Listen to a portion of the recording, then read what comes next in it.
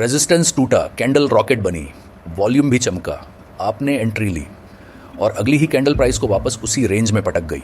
Breakout था या market ने बस बाहर झांक कर दरवाज़ा बंद कर दिया। आज हम किसी मैजिक इंडिकेटर की तलाश नहीं करेंगे। हम चार्ट को एविडेंस की तरह पढ़ेंगे और समझेंगे कि रियल ब्रेकआउट में मार्केट क्या एक्सेप्ट करता है और बुल ट्रैप में क्या रिजेक्ट। क्योंकि लाइन क्रॉस करना आसान है, उसके ऊपर टिकना असली टेस्ट है। नमस्कार दोस्तों, नॉइस को म्यूट कीजिए और डेटा को अनम्यूट। मैं हूं आपका दोस्त अजीत और आप देख रहे हैं the opening and closing bell, जहां ओपिनियन नहीं एविडेंस बोलता है। तो घंटी बजाइए और आज की असली मार्केट स्टोरी शुरू करते हैं।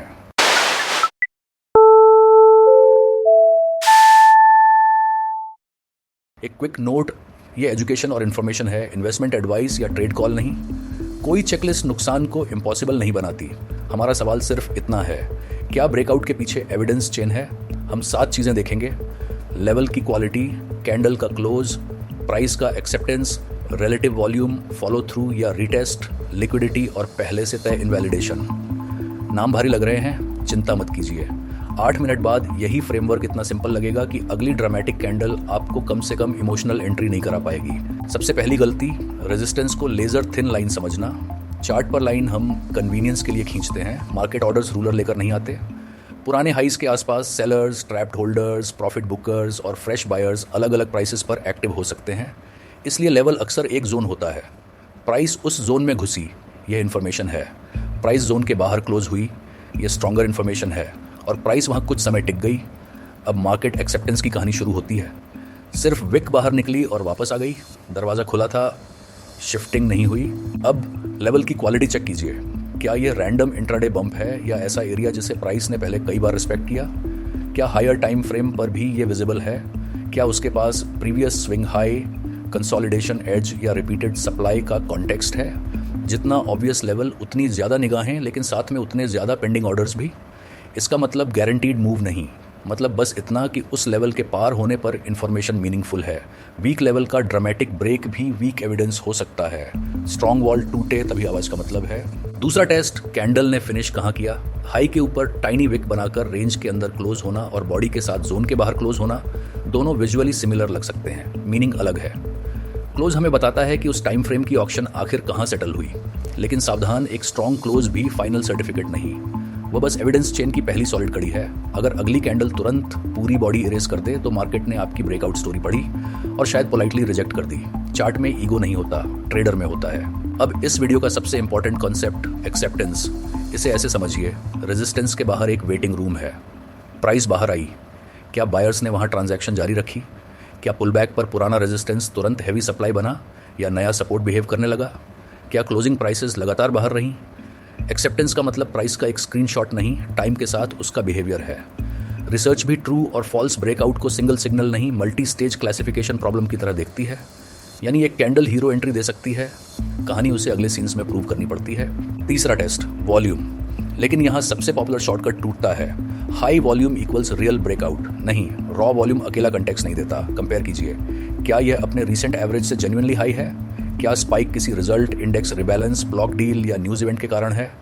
और सबसे ज़रूरी, उस वॉल्यूम पर प्राइस ने किया क्या? ह्यूज वॉल्यूम के बावजूद कैंडल आगे नहीं बढ़ी तो सप्लाई अब्जॉर्ब नहीं हुई, शायद बायर्स की एनर्जी वहीं खर्च हो गई। रिलेटिव वॉल्यूम यूजफुल क्लू है, गारंटी नहीं। स्टेडियम भरा हो सकता है पर हर क्राउड विनिंग टीम के लिए नहीं आता। वॉल्यूम को क्राउड मानिए और प्राइस को स्कोर बोर्ड। क्राउड बहुत है लेकिन स्कोर हिल नहीं रहा तो ऑपोजिट साइड पर कोई बड़ा पार्टिसिपेंट प्रेशर अब्जॉर्ब कर रहा है। ब्रेकआउट कैंडल में wide range, close near the upper and और रिलेटिव पार्टिसिपेशन साथ दिखें तो एविडेंस बेहतर होता है। फिर भी सर्टेनिटी नहीं।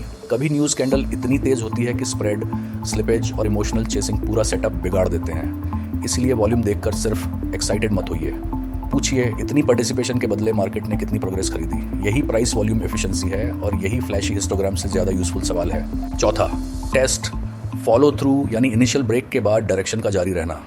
असली सवाल ये नहीं कि पहली कैंडल कितनी इंप्रेसिव थी, सवाल ये है कि अगली कैंडल्स उस मूव को ऑनर करती हैं या इरेज।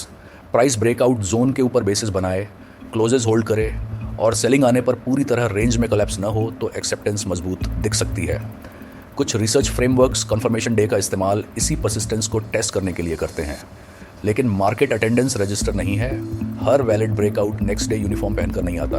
कॉन्टेक्स्ट, टाइम फ्रेम और वॉलेटिलिटी बदलेंगे, प्रिंसिपल वही रहेगा, एविडेंस को समय दीजिए। अब रिटेस्ट, सोशल मीडिया ने इसे भी रिचुअल बना दिया है। Breakout, perfect retest, green candle और फिर मून। रियलिटी ज़्यादा मैसी है। कुछ ब्रेकआउट्स लेवल रिटेस्ट करते हैं, कुछ शैलो पुल बैक देकर निकल जाते हैं, कुछ रिटेस्ट के नाम पर रेंज में वापस डूब जाते हैं। रिटेस्ट यूज़फुल इसलिए है क्योंकि मार्केट दिखाता है कि पुरानी सप्लाई अब कैसी बिहेव कर रही है, लेकिन सिर्फ लाइन टच होना सपोर्ट प्रूफ नहीं। रिएक्शन देखिए, स्पीड, क्लोज, वॉल्यूम और रिकवरी। रिटेस्ट को कंपलसरी टिकट समझेंगे तो मूव्स मिस होंगे, हर टच को एंट्री समझेंगे तो ट्रैप्स कलेक्ट होंगे। बैलेंस बोरिंग है, लेकिन अकाउंट को ड्रामा कम पसंद है। 5वां टेस्ट, लिक्विडिटी और broader context. Liquid large cap में ब्रेकआउट का बिहेवियर और थिनली ट्रेडेड स्टॉक में वही शेप बराबर नहीं। लो लिक्विडिटी में थोड़े ऑर्डर्स प्राइस को ड्रामेटिक बना सकते हैं, स्प्रेड्स वाइडर हो सकते हैं और एग्जिट आपकी स्क्रीन वाली प्राइस पर ना मिले। फिर सेक्टर और इंडेक्स भी देखिए। स्टॉक ब्रेकआउट कर रहा है लेकिन उसका सेक्टर हैवी सेलिंग में है या पूरा मार्केट रिस्क ऑफ है। इसका मतलब ब्रेकआउट निश्चित रूप से फेल होगा, ऐसा नहीं, बस उसके अगेंस्ट हवा चल रही है। सेल मजबूत हो सकती है पर स्टॉर्म को इंडिकेटर नहीं रोकता। अब बुल ट्रैप की मैकेनिक्स समझिए। ऑब्वियस रेजिस्टेंस के ऊपर प्राइस जाती है, लेट बायर्स ब्रेकआउट चेस करते हैं, शॉर्ट सेलर्स कवर करते हैं तो मूव और तेज दिखता है, लेकिन फ्रेश डिमांड टिकती नहीं, सप्लाई लौटती है, प्राइस वापस रेंज में आती है। अब ब्रेकआउट बायर्स के स्टॉप लॉस क्लस्टर्ड हैं, एग्जिट ऑर्डर्स गिरावट को एक्सेलरेट कर सकते हैं। ये पेनफुल है, पर हर फेल्ड ब्रेकआउट को ऑपरेटर कंस्पिरेसी कहना एविडेंस नहीं। Normal auction failure, news reversal, weak liquidity या ब्रॉडर सेल ऑफ भी कारण हो सकते हैं। फेलियर का नाम देने से पहले मैकेनिज्म समझना ज़्यादा यूजफुल है। ब्लेम राहत देता है, प्रोसेस सुधार नहीं। 2 fictional chart side by side रखिए। चार्ट ए मीनिंगफुल जोन के बाहर स्ट्रॉन्ग क्लोज देता है, रिलेटिव पार्टिसिपेशन बढ़ती है, पुल बैक शैलो है, प्राइस पुराने जोन के ऊपर क्लोजेस होल्ड करती है और फिर फॉलो थ्रू आता है। चार्ट बी वही ड्रामेटिक ब्रेक दिखाता है लेकिन क्लोज वीक है, वॉल्यूम स्पाइक के बाद प्रोग्रेस रुकती है, अगली कैंडल रेंज रिक्लेम कर लेती है नीचे की तरफ। दोनों की फर्स्ट फोटोग्राफ लगभग समान थी, मूवी अलग निकली। यही कारण है कि ब्रेकआउट कैंडल देखकर फ्यूचर डिक्लेयर करना डेंजरस है।